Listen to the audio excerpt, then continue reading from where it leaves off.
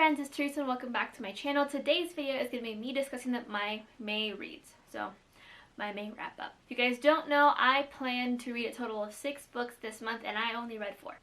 But it was actually a pretty good reading month. One of them was a reread and then the other 3 were, save for one, were okay. So knowing me and like the books are somewhat close and dear to my heart, this will take me a minute. So let's just kind of jump right into it. The first book is my reread and that is Everlasting Nora by Marie Miranda Cruz. This is a middle grade contemporary novel following young Nora as she and her mother live in Manila, in the Philippines, biggest shanty town. There, she's trying to figure out exactly what home means to her since she has recently lost her home and her father to a fire. That is, until her mother goes missing. So now she has to go on this adventure to not only figure out what home means to her, but also to find out exactly what happened to her mother and exactly, figure out what happened to her father and why he ended up dying in that fire in the first place. I give this a 4 out of 5 stars, which I believe is a change from my original 3. I enjoy this book. It's a very quick and easy read for me. It is very heartbreaking and very heavy-hitting, especially for a middle grade novel, but I do enjoy the fact that middle grade novels are beginning to explore these darker topics for young kids to explore and understand rather than waiting for them to get older and to a point where it might be a little more difficult for them to wrap their heads around or be unable to answer questions. My only thing is that the same thing that I had an issue with when I first read through this book, and that is that Nora doesn't feel like she really changes. It's a very character-driven book, very plot-heavy, but at the end of it, Nora still feels like Nora, which isn't a bad thing. However, I do want to say that since it is so character-driven and it focuses on her growth and her trying to figure out what home is and what it means to her, for her to feel exactly the same with maybe like a tweak in her views and her thoughts isn't that huge of a gap, especially for young readers who are just maybe getting into like middle grade novels, or reading a book about the Philippines for the first time, or reading a darker topic like this.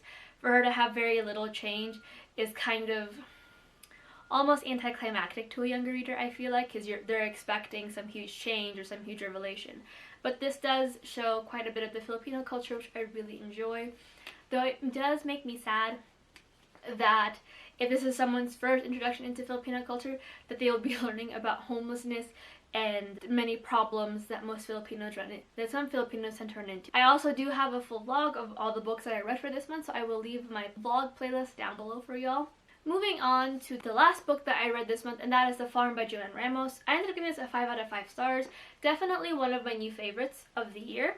I don't know if it'll reach the all-time favorites, but it's a favorite of the year. This is a almost like medical dystopian, I want to say, where there is this farm called Golden Oaks where they hire young girls, typically migrant workers or immigrants, to come and be surrogate mothers. There they are cherished and taken care of. They get monthly payments, and then at the end when the baby is born, they get a healthy bonus, and the parents who ended up paying for the surrogate will also get their baby.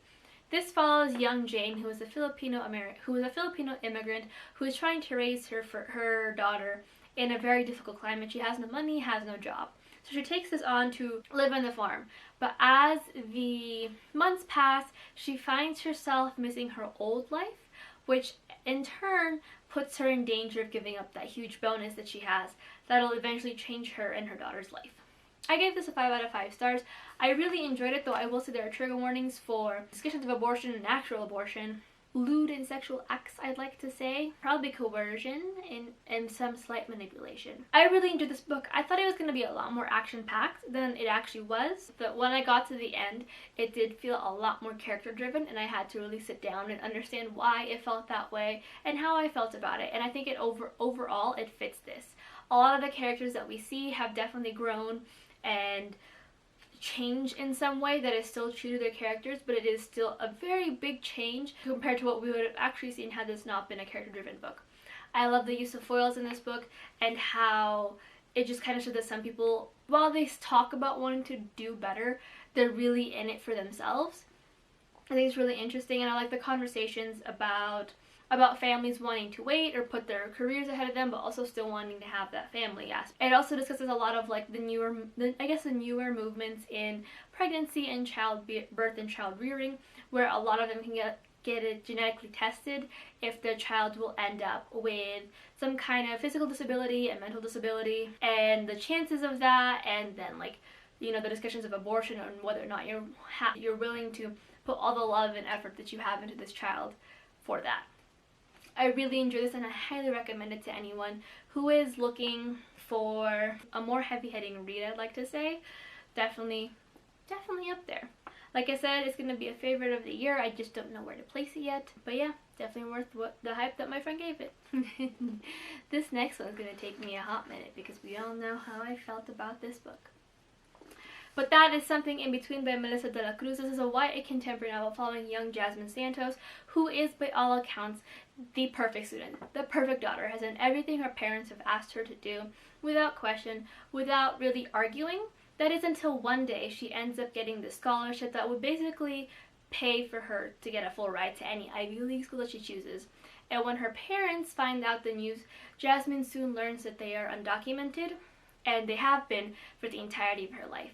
Now she has to find out what's important to her and if she's willing to give up what's important to her and end up actually moving to the Philippines. A home that she's never really seen as home. I gave this a 2 out of 5 stars. Before I get into it, there are trigger warnings. There's lots of anti-immigration, anti-undocumented immigrants jargon in this. There is definitely some racism, I'd like to say. More subtle, but it's still there. I'd also like to point out the discussions of deportation and just displacement and diaspora as well. They're not really trigger warnings, some of them, but they're more so content warnings. But you know, if you are in a very not so great space to discuss things or read about these kind of really negative discussions, suggest you don't do it. Like I said, I gave it a 2 out of 5 stars. I have an entire vlog of this, and I do plan on making a more in-depth review, but I feel like everything that I want to say in a review has already been said in my vlog. So, I'm going to try to wrap up basically 50 minutes worth of nonsense in this. Let's start off with the good things. I thought that this was a perfect example of diaspora and what it means to be an immigrant, to have moved here at such a young age and then grow up here and feel absolutely no roots to your mother country or anything in between. Like, you were raised to be American, so therefore you feel more at home in America, and how that must feel to be disrupted and have your image of yourself changed. I thought that was a very relevant thing, and definitely discussions that a lot of diaspora, Filipino diaspora, any diaspora really, has brought up as they've grown up or as they're coming to terms with this own kind of little trauma themselves. I also thought I brought up wonderful discussions about immigration and kind of the unfairness of it all, and how you have to, in order for you to maybe gain citizenship if you are undocumented, you have to put yourself on trial and put yourself on the line. And there are so many things that can go wrong between telling the government that you are undocumented and then maybe going above the speed limit by like 1 mile per hour and then getting arrested and then deported before your trial can even start.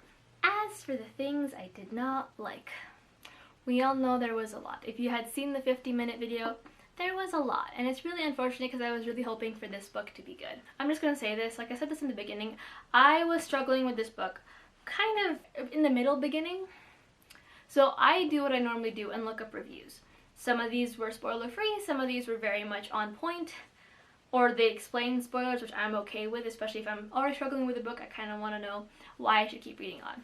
I'm going to just say this to any white reviewer who wants to review a book about immigration or BIPOC characters in any sense. If you are going to say something is relevant without deeply analyzing the context of any kind of book at all, don't. I saw a lot of them talking about how relevant this book was and how it's such an important read, and when I read it, it felt like a slap in the fucking face. And I'm trying to say that with as much like professionalism as I possibly can, but it truly felt like a slap in the face. To myself, as someone who is a Filipino American who had immigrated here around the same time, around the same age that Jasmine had, as well as to friends of mine who were undocumented, people I had grown up with, and just to any immigrant at all. This was kind of a really big slap in the face. And for a lot of white reviewers to be like, this is so relevant to today's situation, and I'm like, in what way? And I'll get into like what I mean.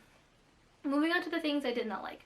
This book glorified what it meant to be a perfect immigrant. A lot of their trial and their chances of winning depended on the fact that Jasmine was a scholar, she was a cheerleader, she has a high GPA, she has a great group of friends. She by all accounts, is what a lot of Americans want to see as a model immigrant. Someone who came here, who picked herself up with the bootstraps and became super successful on their terms. The romance, while I thought it was a chance to do something with it, was unnecessary. I felt the romance was it was something, and I won't say exactly what that something was, but mainly because I can't verbalize it, but it was definitely something. It was a way for Jasmine to get her status, to become a citizen. If any actual immigrant, undocumented or not, who have some understanding of the climate, they probably wouldn't be dating a congressman's son who was agreeing for the anti-immigration bill, or the citizenship bill, which would have allowed undocumented citizens to become a citizen with very little cost. Like they would have to pay a fine, or depending on if they were in prison or anything, they might actually do get deported, but if they're clean slate, clean bill, we're here to be a better chance, they'll just have to pay a fine. I also felt that there was no point in making Jasmine Filipino. There was none. She read very much like a white girl. She said on multiple occasions that she felt no connection to her Filipino culture. She doesn't even talk about her Filipino culture here. She talks about how American she is, how she feels American, and she read like a white girl. Which, in some sense, yeah, most Filipinos who grew up here probably don't feel connected to their heritage, don't feel connected to what makes them Filipino. However, if you're going to write a story about it, she has to have some kind of connection, or else she's just throwing Filipino around for diversity points. I also understand that this is a very strong story, close to Melissa de la Cruz's heart, and I respect her as an author. I've read some of her things, some of her books are my guilty pleasures, but for her to write a piece in this scenario, and the scenario that she has also seen in, where she basically got her situation rushed, she became a citizenship because she fell in love, and she had a friend of a friend who was a congressman. It was a very privileged thing to write about that story.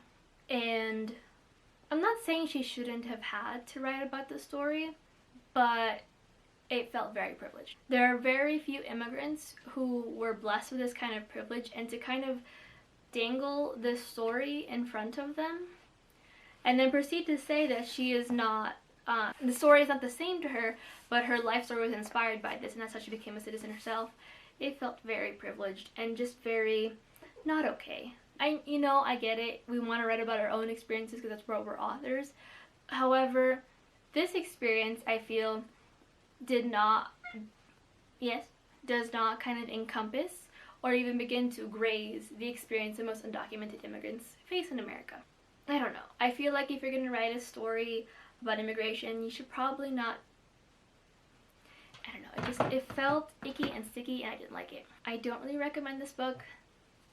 Like I said, it doesn't feel like a good representation, and it feels almost kind of cruel to dangle this and be like a very relevant read, or have people be like, I hope it gets you some knowledge on how blah blah blah blah, when this is not even slightly relevant to the actual things and the actual experiences that a lot of undocumented immigrants face.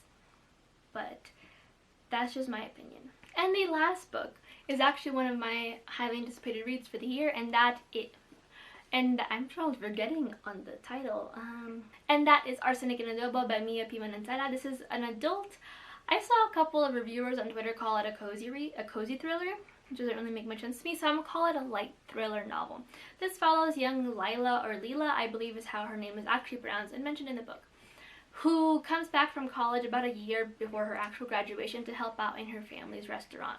One day she runs into her ex-boyfriend / high school sweetheart, and they get into it because they're not on good terms. That is until he eats some of their food that Leela handed them, and he drops dead. Now the cops can't necessarily find a motive, so they suspect Leela, and since they're not doing their job properly, as they do, she starts to take matters into her own hands and figure out exactly what happened. I ended up giving this a 4 out of 5 stars. I really love this. I love the writing. It's so addictive and so easy to read, and the characters are so vibrant, and it was so simple. So simple. So simple. And I loved reading it. I didn't want to put it down. I loved all the references to the food, the culture, and just everything. It made me so happy and giddy. And I love the fact that the author introduced East Asian and South Asian characters as well. It was wonderful. It was great. Like, I genuinely don't know how to describe this book. It's not, I don't want to say a cozy thriller, because what thriller makes you feel cozy? But I'd say a light thriller. Yeah, I'd say a light thriller, because it does have some mystery aspects in it, but it's also still very lighthearted. Like, what's a good one? Like a Christmas special kind of thriller. Almost. That's how it is. Like, you get your thrills, you get your seeks in, but it's still pretty light. I really enjoyed it. I gave this a 4 to 5 stars, like I said. I will definitely be trying the recipes in the back because I need to, and I will definitely pick up the second book. I think that it's a really good read. My biggest gripe with it was that the plot twist, while it was built up, and looking back at it, you can definitely see the things in there that made it a plot twist that made it work. It felt lacking still. Like, there was some build-up, but then the build-up wasn't enough for me to feel like that aha moment where I either figured it out or like it clicked when the reveal had happened. But again, this is her debut novel. It literally came out, like, I think May 1st. So we're gonna cut her some slack and hope that the second book, which is, I want to say, Homicide and Hado Hado, will be just as good. But that is it for my wrap up for the month. If you guys like this video, hit like, subscribe, comment. Let me know what books you guys ended up reading in the month of May, and if you guys would want me to do a full-fledged review on something in between. I feel like I've reviewed it enough times, like, I'm just kind of getting all hot and bothered and warm. Not in a good way, but like, just angry, warm, angry. Just thinking about it. But until next time, I hope you guys are having a wonderful week, and if not, hopefully your week gets better. Until then, bye!